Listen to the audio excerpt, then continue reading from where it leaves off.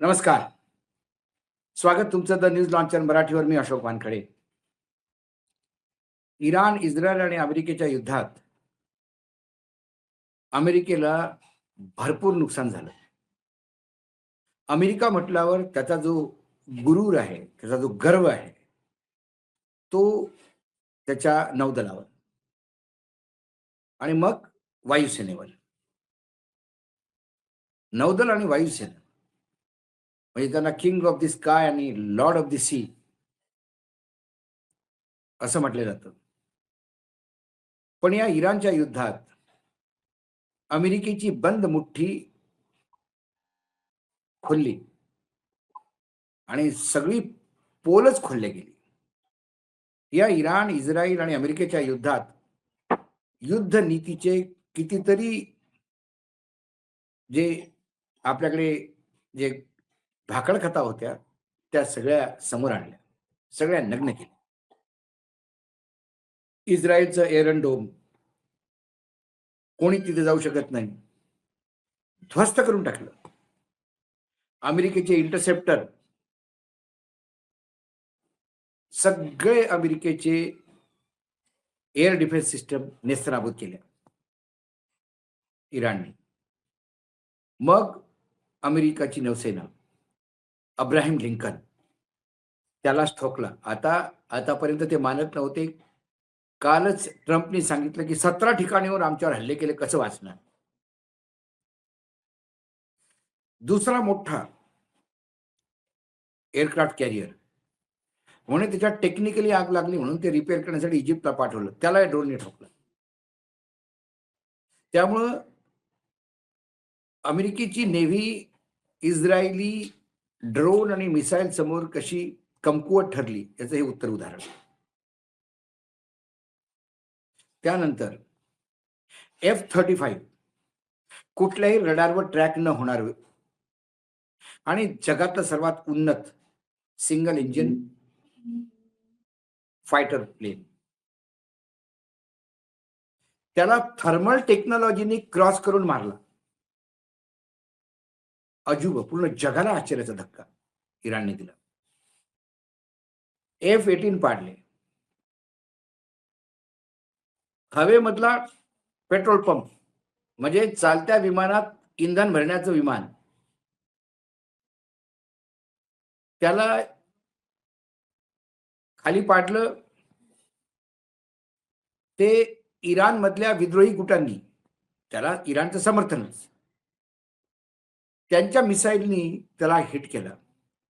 पहिले ते म्हणाले नाही, ते थोडंसं टेक्निकली प्रॉब्लेम आहे. नंतर त्यांनी ऍक्सेप्ट केलं की हिट केलं आणि 6चे 6 त्यातले जो पायलट्स वगैरे होते ते सगळे गेले. त्यानंतर जो आता ताजा हमला केला एअरफोर्सवर, तो म्हणजे अमेरिकेचं जे वायुसेनाचा जो आत्मा आहे, ती म्हणजे E-1 अवाक, AWACS. आणि हे विमान जे आहे, हे चालतं फिरतं कंट्रोल रूम आहे. ते हवेतलं रडार आहे. ते जेव्हा खाली युद्ध चालू असतं तेव्हा ते हवेत आपल्या सगळ्या फायटर्सना, आपल्या नेव्हीला, आपल्या आर्मीला, आपल्या मिसाईल लॉन्चरला हवेतनं पाहून सगळ्या निगराणी सांगत असतं का आणि सगळं कॅल्क्युलेट करून त्यांना रिअल टाइम डाटा देतं. ते विमान अल-खर्ज एअरबेसवर होतं. इराणने तिथे त्याला तुकडे केले, त्याचे ड्रोननी हिट करून. आजूबाजूची विमानं फार झाली. 6,600 कोटीचं विमान आहे ते. आणि अशी 2-3 विमानं गेली. याच्या अगोदर सुद्धा एक हिट केलं होतं, हेच E-1. त्यामुळे अमेरिकेच्या वायुसेनाचा कंबड तुटतं का काय अशी भीती सगळ्यांना वाटते. सगळे जे एक्सपर्ट्स आहेत अमेरिकेतले वायुसेना एक्सपर्ट, ते सगळे म्हणतात की हे फार चिंताची गोष्ट आहे. युक्रेनने दावा केला की हे जो हल्ला झाला याचे लॉजिस्टिक रशियाने पुरवले होते. विमानाची एक्झॅक्ट पोझिशन काय आहे ते सगळं रशियाने सांगितलं त्याला. आता युक्रेन रशियाला बदनामी करू इच्छित असेल, पण जर तसं सांगितलं असेल, तर अमेरिकेची कुठलीही डिफेन्स सिस्टम आपल्या विमानांना वाचवू शकली नाही. तिथे जवळ-जवळ 10 सैनिक जखमी झाले आणि ते अतिशय सीरियस आहे. तेव्हा हे जे 50,000 सैनिक आमचे ऑलरेडी आहेत आखाती देशांमध्ये, असं जे अमेरिका म्हणतं, ते सगळे 50 इकडे-तिकडे लपलेले आहेत आणि इराण रोज आव्हान करतं लोकांना, की मिडल ईस्टची सार्वभौमता राखण्यासाठी हे कुठे-कुठे लपले त्याची आम्हाला ठिकाणं सांगा. काही दिवसापूर्वी, 2 दिवसापूर्वी एक ठिकाण त्यांना सांगितलं, तिथे पुन्हा ड्रोननी हमला केला आणि बरेचसे लोकं तिथे गेल्याचं वृत्त आहे. पण अमेरिका मानत नाही. अमेरिका खूप उशिरा मानतं. अब्राहम लिंकन म्हणे, "नाही, नाही, टेक्निकल फॉल्ट आहे." मग ट्रम्प साहेब परवाच्या दिवशी म्हणाले, "17 ठिकाणी आम्हाला मारलं. 17 अटॅक झाले ॲट अ टाईम. कसं वाचणार?" ते हवेत इंधन भरणारं विमान सुद्धा त्यांनी एक्सेप्ट केलं, की हां, मग ते पाडलं गेलं. आणि हा सगळा चालू असताना तिकडे ट्रम्पनी त्या एरियात अजून शांती राहावी, बाकी देशांनी आतमध्ये उडी नको टाकायला. जर इराणला सगळे मदत करायला रशिया, चायना जर आले, नॉर्थ कोरिया तर फार त्रास होईल. म्हणून ट्रम्प साहेबाचा चीनचा दौरा ठरला. पण त्याच दौऱ्याआधी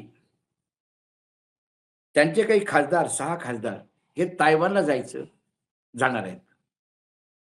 जिन शाहीन, जॉन कार्टिस, थॉम लिटिस, जॅकी रोशेस हे खासदार तायवानला जाणार आणि तायवानला जाऊन ते तायवान, जपान आणि साऊथ कोरियाला विश्वास देऊ इच्छितात, की तुम्ही अमेरिकेची तुमच्यासोबत आहे, तुम्ही काळजी करू नका.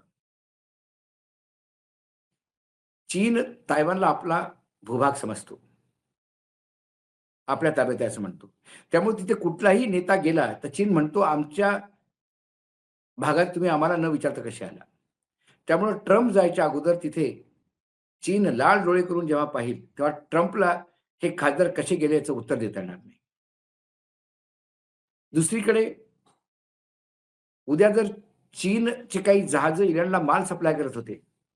त्यामुळं कारण चीनसाठी होर्मुझ खुललेलंच आहे. ते तिकडनं तेल घेऊन येतात, तिकडनं माल घेऊन जातात आणि इराणला भरपूर मदत करतात. तर त्या जहाजावर उद्या जर अटॅक झाला, तर चीनला काहीतरी चेक असावा म्हणून जपानला चीनच्या कडे मिसाईल रेडी ठेवायला सांगितली. जपान दुसऱ्या महायुद्धानंतर कुठल्याही युद्धात किंवा कुठल्याही शस्त्र अ, याच्यामध्ये शर्यतीमध्ये नव्हताच. रात्री 12 वाजता जेव्हा मिसाईल तिथे ठेवल्या गेले चीनकडे तोंड करून, तेव्हा अक्षरशः चीनमध्ये म्हणजे जपानमध्ये लोकांनी विद्रोह केला. कशाला या युद्धात पडता?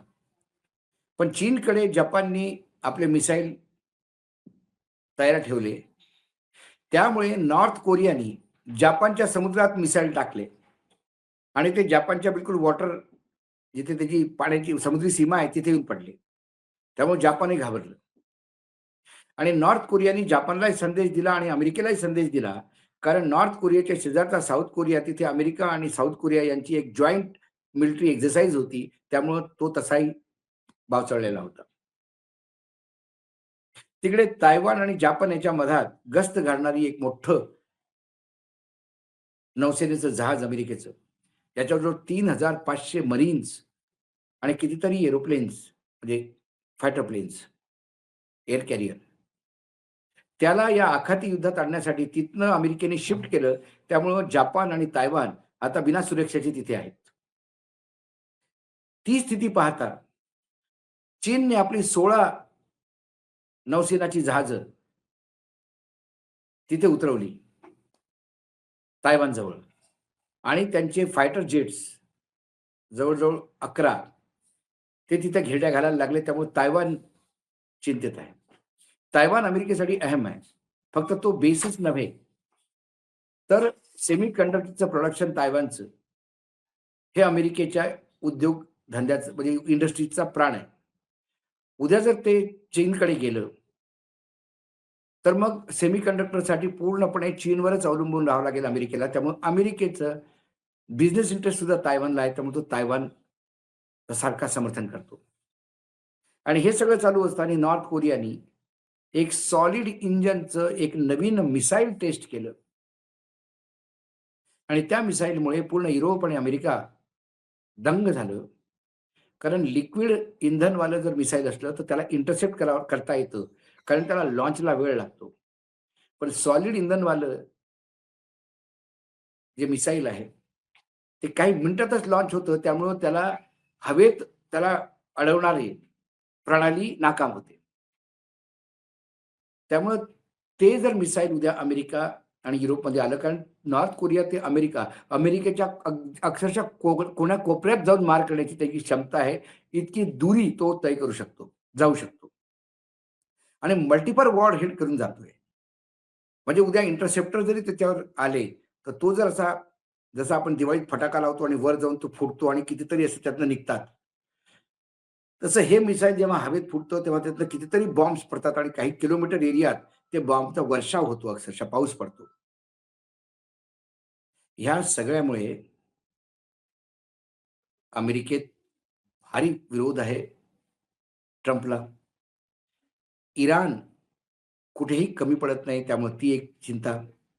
इस्राईल बेचिराख होण्याच्या मार्गावर आहे. इराणसारखीच त्याची स्थिती झालेली आहे. इराण तर भरपूरच नुकसान होतंय. होर्मुझ बंद असल्यामुळे अर्ध्या जगाची आर्थिक स्थिती वाईट झालेली आहे. तिकडे हुती ॲक्टिव्ह झाल्यामुळे सुएझ कॅनॉल आणि तो लाल समुद्र, तिथे जर पुन्हा उद्या पोझिशन टाईट झाली, तर मग आफ्रिकेच्या केप ऑफ गुड होपमधनं जर जहाज जायला लागली, तर त्या जहाजांना किती वेळ लागेल? त्याचे भाडं किती वाढतील, लॉजिस्टिक किती वाढेल आणि महागाई किती वाढेल? त्यामुळे युद्ध जरी इराण, अमेरिका आणि इस्रायलचं असलं, तरी प्रत्येक देश याच्यात होरपळून निघतो आणि भारत त्यात नवीन नाही. आज रविवार होता, त्यामुळं तिथलं 1-2 दिवसाच्या काही घटना आहेत, त्या सगळ्या एकत्र करून तुमच्यासमोर आणण्याचा प्रयत्न केला. आज न्यूज लॉन्चर मराठीमध्ये एवढंच. पुन्हा येतो काही विषयासोबत. तुमचा नमस्कार. पाहत रहा न्यूज लॉन्चर मराठी.